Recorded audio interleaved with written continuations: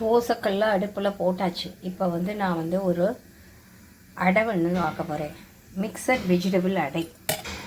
இது வந்து கடலைப்பருப்பு ஒரு பங்கு, துவரம் பருப்பு ஒரு பங்கு, அரிசி பச்சரிசி ஒரு பங்கு, மூணையும் நல்லா 2 மணி நேரம் ஊற வச்சுட்டு கொஞ்சம் சோம்பு, மிளகா, கருவேப்பிலை போட்டுட்டு நல்லா அரைச்சிருக்கேன். நிறையா வெஜிடபிள் போட்டிருக்கேன்.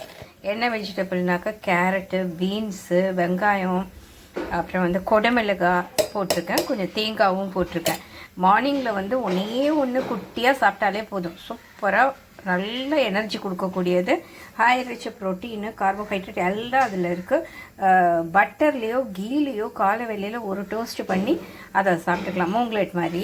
இது வந்து புடலங்காய் சிப்ஸ் பண்ணணும்னு சொல்லிட்டு காரத்தால் எடுத்து வச்சேன். நாழி இல்லை, அதனால் வந்து குட்டி குட்டியாக டக்குன்னு கட் பண்ணி குக்கரில் வேக வச்சு பருப்பு போட்டு வேக வச்சு ஒரு கூட்டு மாதிரி பண்ணிட்டேன்.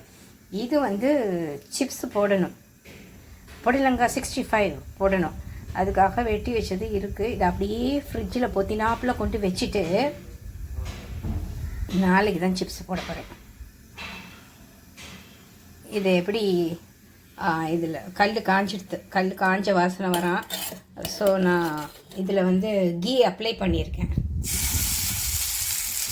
இந்த ஒரு கரண்டி அப்படியே ஸ்ப்ரெட் பண்ணி உள்ள. இது கெட்டியாக தான் அரைக்கணும். அடை வந்து கொஞ்சம் திக்காக தான் இருக்கும். தண்ணியாக தோசை மாதிரிலாம் நாங்கள் வாக்க மாட்டோம்.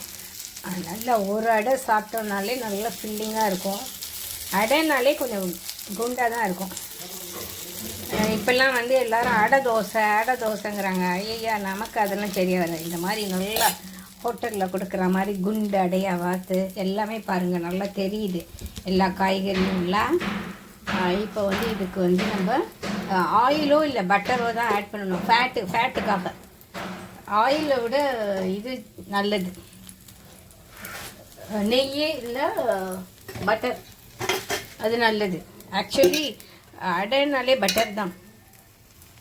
நான் வந்து நெய் ஊற்றுறேன். பட்டர் வந்து ரொம்ப ஹெவியாக இருக்குது. ஏற்கனவே வெயிட்டு போட்டுகிட்டே போயின்ட்டுருக்கேன். இதெல்லாம் சேர்த்துட்டோம் அப்படின்னாக்கா,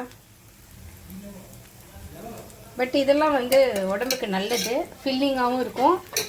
ஆக்சுவலி இவ்வளோ எல்லாம் நம்ம உடம்புக்கு சேரணும். சும்மா நம்ம டயட்டு கண்ட்ரோலு ஆயில் சேர்க்காமல் இது பண்ணனாக்கா ஒரு 60 வயசுக்கு மேலே முட்டி தேஞ்சு போயிடும். எண்ணெய் பசை இல்லாமல், கார்ட்லேஜ்லாம் வந்து ஆயில் பசையே இருக்காது.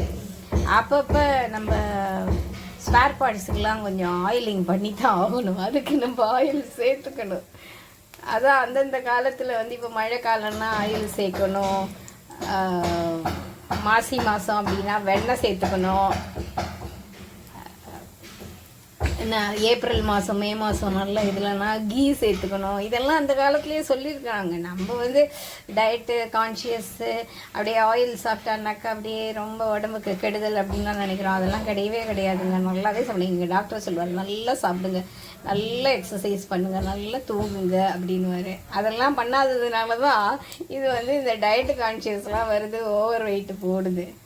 ஒழுங்காக வீட்டு வேலையை பார்த்துக்கிட்டு இருந்தாலே சூப்பராக நம்ம வந்து ஹெல்த்தியாகவே இருக்கலாம். அந்த காலத்துலலாம் அப்படி தானே. இப்போ எல்லாத்துக்கும் சொகுசாகிருச்சு. 2 வேலை கறி வச்சுட்டாச்சு.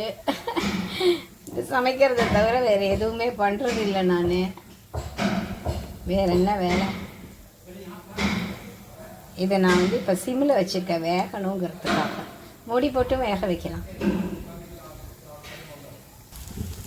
சும்மா தகன்னு சூப்பராக இருக்குல்ல. நல்லா வேகணும். இன்னும் கொஞ்சம் நல்லா ரோஸ்ட் ஆகும். அவ்வளோ கீ போட்டிருக்கிறேன் நான். அப்படியே ஒரு அடை சாப்பிட்டோம் அப்படின்னாக்கா அப்படியே டிவைனாக இருக்கும். இது நல்லா டேஸ்டியாகவும் இருக்கும். நம்ம வீட்டில் பண்ணுற எல்லாமே ஓரளவுக்கு டேஸ்டியாக தான் நான் பார்த்து பண்ணிட்டுருக்கேன். ஏன்னா நான் சாப்பிட்ணும்ல, அதுக்காக. ஓகே, இது நல்லா வெந்ததுக்கு அப்புறமா நம்ம சாப்பிட்டுக்கலாம். நீங்களும் உங்கள் வீட்டில் அடை பண்ணி சாப்பிடுங்க. தேங்க்யூ, பாய். இந்த வீடியோவுக்கு ஒரு லைக்கை போட்டுட்டு போங்க. நல்லா ரோஸ்டாக இருக்குது. இன்னும் ரோஸ்ட் ஆகும், ஆனால் பசிக்குது. அதனால் வந்து நான் எடுத்துட்டேன். சும்மா சூப்பராக தகன்னு ஒரு நல்ல ஃபில்லிங்கான ஒரு அடை. இது 3 சாப்பிட்றீங்க போதுமானாக்கா போதும், ஈவினிங் ஸ்நாக்ஸாக தான் நான் எடுத்துக்கிறேன் இதை. போதும் இது. ஸோ இதில் கொஞ்சம் வேகட்டும், எடுத்துடலாம் நம்ம. இப்போ அடைக்கு தொட்டுக்கிறதுக்கு வந்து நான் வந்து மிளகாப்பொடி, இது என்னது அப்படின்னு பார்த்தோன்னாக்கா 2 பூண்டை வந்து நசுக்கி எடுத்துட்டுருக்கேன் பூண்டு மிளகாப்பொடிக்காக.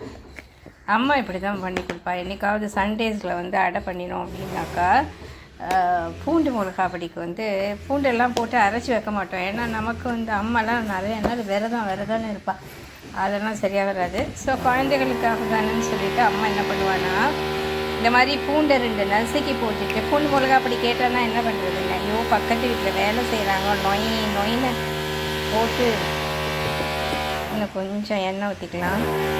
ஏன்னா அதை மூடி வச்சிட்டோம் அப்படின்னாக்கா கையால் நான் குழைச்சிடுவேன். ஸோ இந்த மாதிரி பண்ணினேன்னா அது அப்படியே பூண்டு மிளகாப்பொடி மாதிரியாகவே சூப்பராக இருக்கும், நல்லாயிருக்கும். இது எங்களுக்கு ரொம்ப பிடிக்கும் இந்த டேஸ்ட்டு.